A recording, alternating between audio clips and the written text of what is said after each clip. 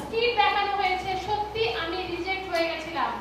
Last doctor আমাকে বলেছিল পৃথিবীতে অনেক মহিলা আছে যাদের সন্তান নেই, তারা অ্যাডপ্ট করে। আমাকে অ্যাডপশনের কথা বলেছিল, কারণ আমি জানতাম যে আমি সব দিক দিয়ে না শুনেছি, তার মানে আমি তোদের মা হতে পারবো না। আমার যখন টেস্ট বেরিয়েছিল, আমি অ্যাকচুয়ালি আগে অনেক অসুস্থ ছিলাম, যার কারণবশত আমার ইউট্রাস পুরো নষ্ট হয়ে গেছিল। মা হওয়ার কোনো কোয়ালিটি আমার মধ্যে ছিল না। তখন সব কিছু দিয়ে আমি প্রভুর দিকে ফিরেছিলাম। অসম্ভবের একমাত্র তুমি সম্ভব ঈশ্বর, তুমি পারো না এমন কিছু নেই। কারণ একটা স্ত্রীর পক্ষে মেয়ে হওয়া, কারো মেয়ে, কারো স্ত্রী, কোনো বাড়ির বৌমা থেকে বড় যেটা সম্মান, সেটা হচ্ছে মা হওয়া। আমি সেই সম্মানটা থেকে বঞ্চিত ছিলাম। আমি অনেক প্রার্থনা করেছি, অনেক কেঁদেছি, হাঁটুতে সারা দিন আমি ফ্লোরের উপর শুয়ে শুয়ে কাঁদতাম, প্রভু তুমি কি আমাকে দেখবে না?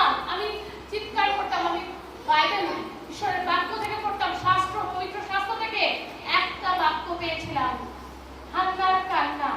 হান্না একজন বাজা মহিলা ছিলেন, তিনি প্রভুর কাছে কেঁদেছিলেন, আমাকে তুমি সন্তান দাও, আমি মা শব্দ শুনতে চাই।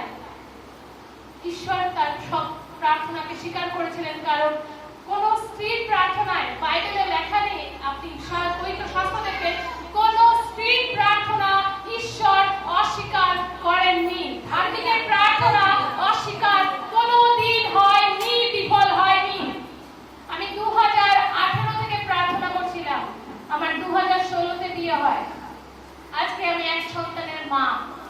আমার ছেলে আজকে 2.5 বছর পূর্ণ করেছে। আমি চাই আপনাদের সবাইকে এনকারেজ করতে চাই, যারা প্রভুকে বিশ্বাস করার জন্য ভাবছেন কিভাবে বিশ্বাস করব। ইউট্রাস নেই, যে শোনে আমি যখন প্রেগন্যান্ট হয়েছি, আমি যে ডক্টর দেখাচ্ছিলাম ওকে আমার পুরনো রিপোর্টও দেখিয়েছি, বিশ্বাস করুন আমি জানতাম না আমি প্রেগন্যান্ট। আমি ভাবছি আমার সাথে এমনি খারাপ হচ্ছে, কারণ অসম্ভব, এটা হবেই না, এটা হতে পারে না, আমি জানতাম। আমি আশা ছেড়ে দিয়েছিলাম। डॉक्टर যখন দেখিয়েছি, ডক্টর বলছে ইউ আর প্রেগন্যান্ট, আপ মা बनने वाली हैं। আমি না স্তব্ধ হয়ে গেছি। আর রিপোর্টটা উনি পড়ছেন, যে কিসকা রিপোর্ট है? আমি বলছি আমার রিপোর্ট এটা। বলে এটা মিথ্যা, এটা অসম্ভব, আপনি কি খ্রিস্টান? আমি বলেছিলাম হ্যাঁ প্রভু যিশুকে জানি। তখন বলেছিল সব সম্ভব। আমি একজন হিন্দু, কিন্তু আমার ছেলে বিশ্বাসের উত্তর, আমি বিশ্বাস করেছিলাম, আমিও ওইভাবেই মা হয়েছি। Hallelujah, praise the lord. আমি সত্যি বলছি, আপনার জীবনে যদি কিছু অসম্ভব থাকে, সব পাহাড় সরে যাবে যিশুর নামেতে।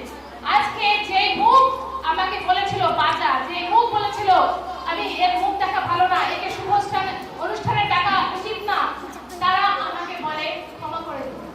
আপনার ঈশ্বর আমাদের থেকেও, আমাদের কথার থেকেও অনেক অনেক অনেক বড়। আমি ঈশ্বরের মহিমা করি। ধন্যবাদ।